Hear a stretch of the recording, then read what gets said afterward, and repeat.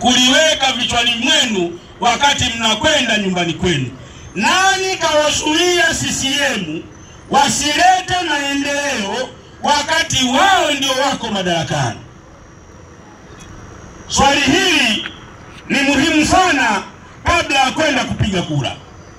Kwa hiyo mimi nimekuja kuahidi, endapo mtanipigia kura nikiwa rais, tunakwenda kuhakikisha wakulima wanakwenda kuuza mazao yao katika soko lenye faida kuliko soko wanalopangiwa na serikali ambalo linakwenda kuwanyonya na kusababisha umaskini wao. Hili nakwenda kulisimamia, ndugu zangu wa Sengerema. Kwa hiyo kama mnataka bei nzuri za mazao, nendeni mkanipigie kura niwe rais, twende tukasimamie biashara ya mazao yenu. Hili la kwanza. Lakini la pili, barabara zenu ni mbovu, maji ni shida, haingii akilini.